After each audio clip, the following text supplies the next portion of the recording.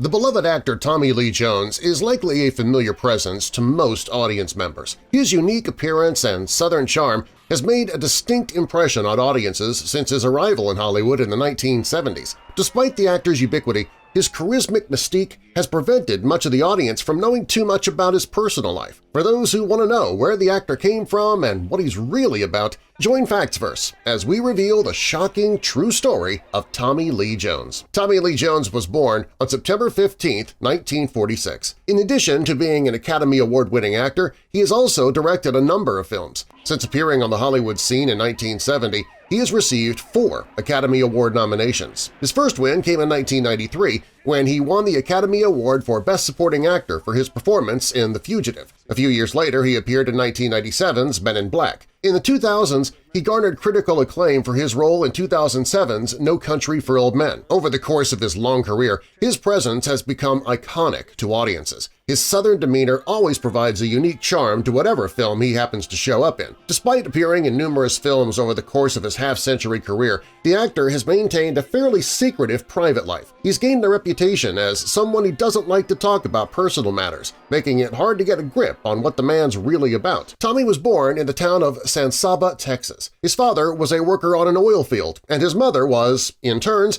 a beauty shop owner, a school teacher, and a police officer. Tommy has recounted that his parents were married and divorced on 2 separate occasions. He was born and raised in San Antonio, very close to the border. Because of this, Tommy grew up fluently bilingual, able to speak both English and Spanish with ease. He later used this skill to his advantage when filming his directorial debut in 2005, The 3 Burials of Melquiades Estrada. Tommy's also claimed to be of Cherokee descent, a heritage that he holds dear to his heart for numerous reasons. At the start of his high school career, Tommy began attending Robert E. Lee High School in Midland, Texas. He happened to be attending the school at the same time that future First Lady Laura Bush was. At the time she was attending, she was known by her maiden name, of course, Welch. Before graduating, Tommy and his family moved to Dallas. Tommy was transferred over to St. Mark's School of Texas and graduated in 1965. The young man did well with an education and was given a scholarship to attend the prestigious Harvard University. Upon arrival, he was assigned to a dorm room with a future vice president, Al Gore. The two became friends, and the friendship continues to this day. Tommy successfully completed his tenure at Harvard, graduating with a bachelor's degree in English in 1969. Unsurprising to those closest to him, he graduated with flying colors,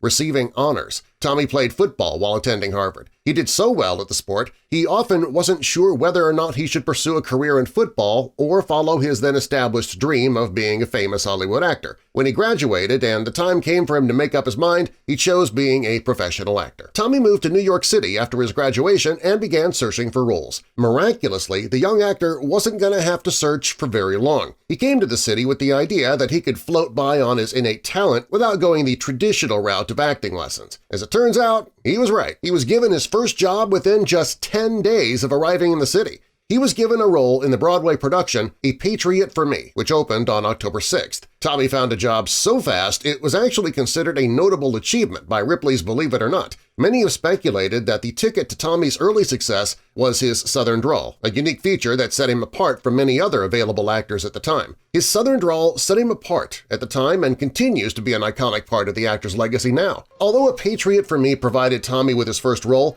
1970's Love Story was the film that proved to be his breakout success. It's an incredible coincidence given that Tommy Lee Jones actually played a large part in inspiring the novel that the film was based on. When Tommy Lee Jones was at Harvard with his roommate Al Gore, they befriended a younger student that had come there on sabbatical named Eric Siegel. Eric was inspired when he met these 2 older students, and he began incorporating aspects of each one into a singular character in a novel that he'd been toying around with. That novel, of course, was Love Story, and the character was the main character of Oliver, the Harvard jock. Although Tommy ironically didn't get to play the character that was essentially an approximation of himself, he still got to take part in the film adaptation. He played one of Oliver's roommates. It's not for nothing that Eric Siegel saw fit to cast Tommy as the lead male love interest in his novel, as Tommy has proved to be quite the heartthrob over his lifetime. While he certainly seems to have a lot of love in his heart, he also is not afraid to rub people the wrong way. And this has resulted in the actor burning bridges with a lot of love interests, as well as plenty of co-stars.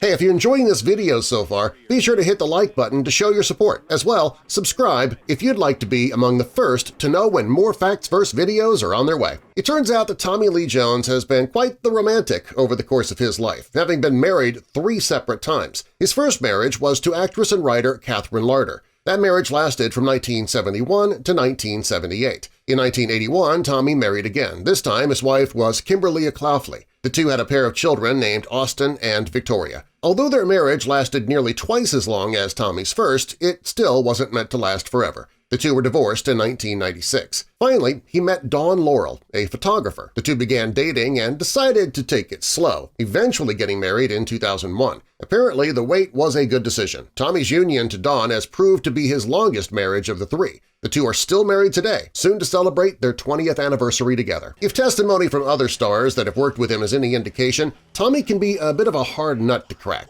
In 1995, Tommy worked with Jim Carrey in the film Batman Forever. The two played the film's pair of villains, and director Joel Schumacher was trying his best to get the two actors to ham it up for the challenge. Given the impossible task of out-clowning Jim Carrey, Tommy understandably grew to resent his co-star. Jim Carrey had recalled that one time Tommy pulled him aside at a restaurant and simply declared to him the truth, saying, "I hate you, I really don't like you." Understandably, Carrey was taken aback. Carrey was relatively new to starring in Hollywood movies, and Batman Forever was his biggest production yet. Tommy had been in the industry for over 2 decades at that point and likely could have shown some more Southern class. Apparently, Tommy had a penchant for blurting out when he wasn't fond of a coworker, because the same thing happened to Sally Fields on the set of Back Roads. He has also shown a constant distaste for journalists, having made one cry during an interview when he didn't think her questions were good enough. However, Tommy also retains this same amount of candidness when it comes to people that he does respect. These include notable co-stars Samuel L. Jackson and Will Smith. Tommy starred alongside Samuel L. Jackson in the 2000 film Rules of Engagement. Later, Tommy made the decision to cast Samuel alongside himself in his 2011 made-for-television directorial effort The Sunset Limited. The film premiered on HBO to favorable reviews. Apparently, Tommy feels an incredibly strong artistic kinship with Samuel L. Jackson. When it comes to Will Smith, Tommy simply thinks he's one of the nicest guys he's ever met. The two worked together in the original 3 Men in Black films,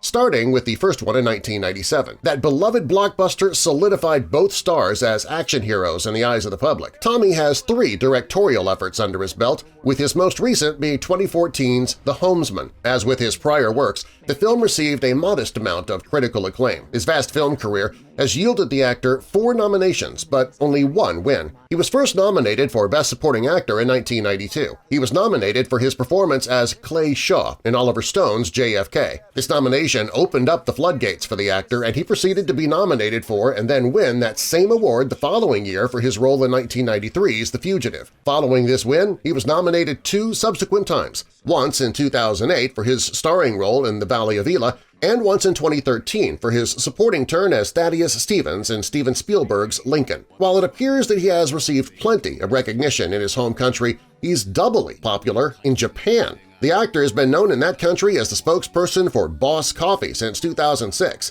Boss Coffee is a Japanese canned coffee beverage that is incredibly popular there. 74-year-old Tommy Lee Jones is certainly an interesting person. Comment down below to share your favorite anecdote that you've heard if it wasn't shared in the video, or if you have an opinion on which of Tommy's roles has proved to be his most iconic. As always, like this video to show your support and subscribe and hit the notification bell to be among the first to know when more Facts Verse videos are on their way.